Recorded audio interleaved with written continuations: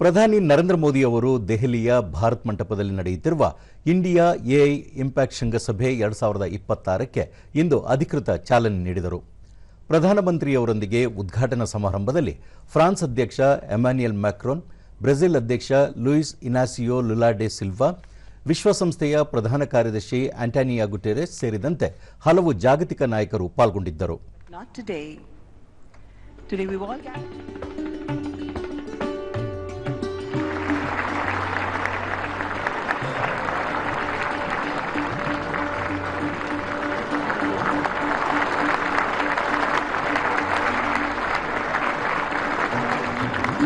Thank you, tech leaders. ಬಳಿಕ ಪ್ರಧಾನಿ ನರೇಂದ್ರ ಮೋದಿ ಭಾರತದಲ್ಲಿ ಎಐ ಇಂಪ್ಯಾಕ್ಟ್ ಶೃಂಗಸಭೆ ನಡೆಯುತ್ತಿರುವುದು ದೇಶಕ್ಕೆ ಮಾತ್ರವಲ್ಲ, ಇಡೀ ಜಾಗತಿಕ ದಕ್ಷಿಣಕ್ಕೆ ಹೆಮ್ಮೆಯ ವಿಷಯವಾಗಿದೆ. ಭಾರತ ಎಐ ಕ್ರಾಂತಿಯ ಭಾಗ ಮಾತ್ರವಲ್ಲ, ಅದು ಎಐ ಅನ್ನು ಮುನ್ನಡೆಸುತ್ತಿದೆ ಮತ್ತು ಅದಕ್ಕೆ ಹೊಸ ರೂಪ ನೀಡುತ್ತಿದೆ ಎಂದರು. 150ಕ್ಕೂ ಅಧಿಕ ರಾಷ್ಟ್ರಗಳು ಪ್ರತಿನಿಧಿಗಳು ಈ ಶೃಂಗಸಭೆಯಲ್ಲಿ ಭಾಗವಹಿಸಿದ್ದಾರೆ. ಅದರಲ್ಲೂ ವಿಶೇಷವಾಗಿ ಯುವ ಜನತೆಯ ಉಪಸ್ಥಿತಿ ಹೊಸ ವಿಶ್ವಾಸವನ್ನು ಮೂಡಿಸಿದೆ. ಈ ಶೃಂಗಸಭೆ ದೇಶದ ಯುವ ಪೀಳಿಗೆಯಲ್ಲಿ ಭರವಸೆಯ ಬೆಳಕು ಮೂಡಿಸಿದೆ. ಯುವಜನರು ಹೆಚ್ಚಾಗಿ ಎಐ ಅನ್ನು ಸ್ವೀಕರಿಸುತ್ತಿದ್ದಾರೆ, ಹೊಸ ಅಭೂತಪೂರ್ವ ಅವಕಾಶಗಳನ್ನು ಕಂಡುಕೊಳ್ಳುತ್ತಿದ್ದಾರೆ. ಕೃತಕ ಬುದ್ಧಿಮತ್ತೆಯನ್ನು ಯಾವ್ಯಾವ ವಲಯಗಳಲ್ಲಿ ಬಳಸಬಹುದು ಎಂಬ ನವೀನ ಆಲೋಚನೆಗಳೊಂದಿಗೆ ಯುವಜನತೆ ಹೊಸ ಆವಿಷ್ಕಾರಗಳಿಗೆ ಸಜ್ಜಾಗುತ್ತಿದ್ದಾರೆ ಎಂದು ಪ್ರಧಾನಿ ಹೇಳಿದರು.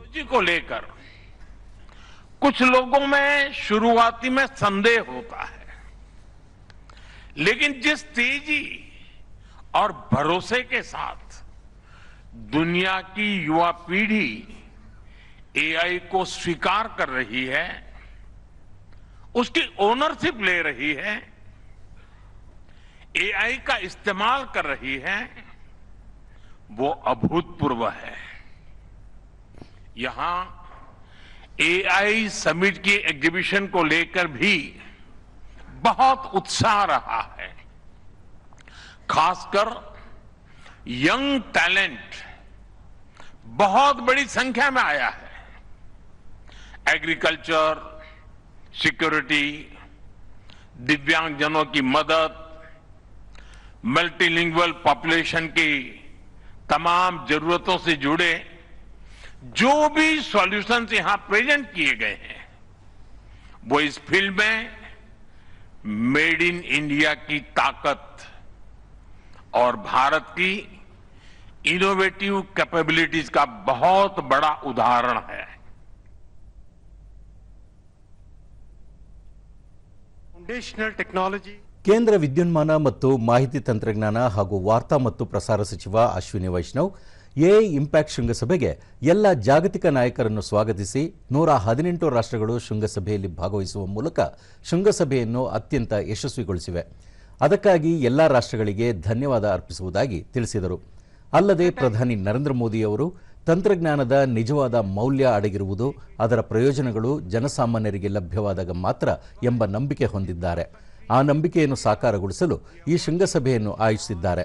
ಪ್ರಧಾನಿಯವರ ದೂರದೃಷ್ಟಿ ತಂತ್ರಜ್ಞಾನವನ್ನು ಸಮರ್ಪಕವಾಗಿ ಬಳಸಿ ಅದನ್ನು ವಿಸ್ತರಿಸಿ ಎಲ್ಲರಿಗೂ ಲಭ್ಯವಾಗುವಂತೆ ಮಾಡುವುದಾಗಿದೆ ಎಂದು ಹೇಳಿದರು. That ROI will come from this layer, and this is where the real benefit will flow to the masses in line with our Prime Minister's vision.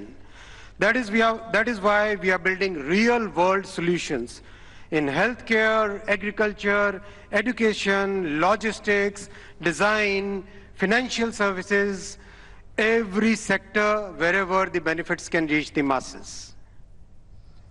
ವಿಶ್ವಸಂಸ್ಥೆಯ ಪ್ರಧಾನ ಕಾರ್ಯದರ್ಶಿ ಆಂಟೋನಿಯೋ ಗುಟೆರೆಸ್ ಜಾಗತಿಕ ದಕ್ಷಿಣಕ್ಕಾಗಿ ಮೊದಲ ಎಐ ಶೃಂಗಸಭೆ ಆಯೋಜಿಸಿದ ಭಾರತದ ನಾಯಕತ್ವವನ್ನು ಅಭಿನಂದಿಸಿ, ಈ ಸಭೆ ವಿಶೇಷ ಸಭೆಯಾಗಿದ್ದು ಇಲ್ಲಿ ಎಐನ ಭವಿಷ್ಯದ ಬಗ್ಗೆ ನಿರ್ಧರಿಸಲಾಗುವುದು. ತಂತ್ರಜ್ಞಾನ ಜೀವನ ಮಟ್ಟವನ್ನು ಸುಧಾರಿಸುವ ಜೊತೆಗೆ ಭೂಮಿಯನ್ನು ರಕ್ಷಿಸಬೇಕಿದೆ. ಪ್ರತಿಯೊಬ್ಬರೂ ಘನತೆಯ ಜೀವನ ನಡೆಸಲು ಅನುಕೂಲವಾಗುವಂತೆ ಎಐ ಅನ್ನು ಬಳಕೆ ಮಾಡೋಣ ಎಂಬ ಸಂಕಲ್ಪ ತೊಡಬೇಕಿದೆ ಎಂದರು. I am pleased that member states have responded to my call to form a global network for exchange and cooperation on AI capacity building in developing world. France ಅಧ್ಯಕ್ಷ ಇಮ್ಯಾನ್ಯುಯಲ್ ಮ್ಯಾಕ್ರಾನ್ ಮಾತನಾಡಿ, ಭಾರತ ಬೇರೆ ಯಾವುದೇ ರಾಷ್ಟ್ರ ನಿರ್ಮಾಣ ಮಾಡದಂತಹ ವೇದಿಕೆಯನ್ನು ಒದಗಿಸಿ 1.4 ಬಿಲಿಯನ್ ಜನರಿಗೆ digital ಗುರುತನ್ನು ನೀಡಿದೆ. ಡಿಜಿಟಲ್ ಪಾವತಿ ಇದೀಗ ಪ್ರತಿ ತಿಂಗಳ 20 ಬಿಲಿಯನ್ ವಹಿವಾಟುಗಳನ್ನು ನಡೆಸುತ್ತಿದೆ. 500 ಮಿಲಿಯನ್ ಡಿಜಿಟಲ್ ಆರೋಗ್ಯ ಗುರುತಿನ ಕಾರ್ಡ್ಗಳನ್ನು ವಿತರಿಸುವ ಮೂಲಕ ಆರೋಗ್ಯ ಮೂಲಸೌಕರ್ಯ ವೃದ್ಧಿಸಿದೆ. ಇವೆಲ್ಲ ಭಾರತ ಡಿಜಿಟಲ್ ಕ್ರಮಕ್ಕೆ ಒತ್ತು ನೀಡಿರುವುದು ಸಾಕ್ಷಿಯಾಗಿದೆ. ಆ ಮೂಲಕ ಎಐನಲ್ಲಿ ಕ್ರಾಂತಿಕಾರಿ ಬದಲಾವಣೆಗಳನ್ನು ತರುವ ಜೊತೆಗೆ ಇಡೀ ವಿಶ್ವವನ್ನು ಎಐನತ್ತ ಕೊಂಡೊಯ್ಯುತ್ತಿದೆ ಎಂದು ಹೇಳಿದರು. Exposed online to what is legally forbidden in the real world. Our platforms, governments and regulators should be working together to make internet and social media a safe space. This is why in France we are embarking on a process to ban social networks for children under 15 years old.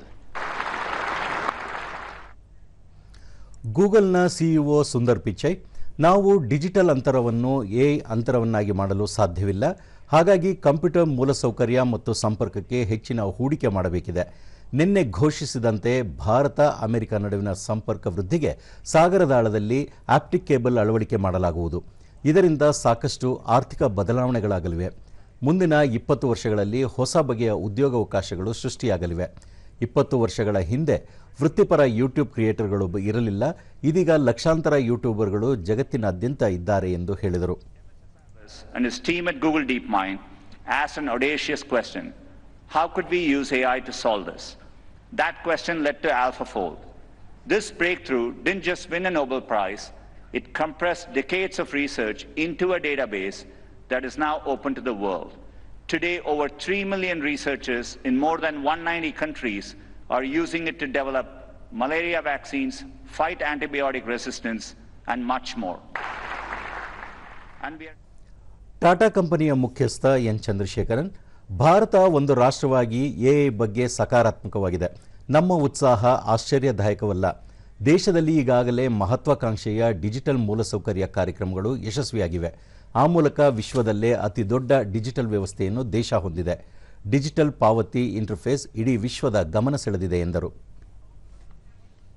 Women here in Bharat Mandapam who had no background to computing, no background to digital tools, in a matter of few hours could learn AI, could build products, could build marketing materials, campaigns, all in front of a global audience, and they did it in 4 hours.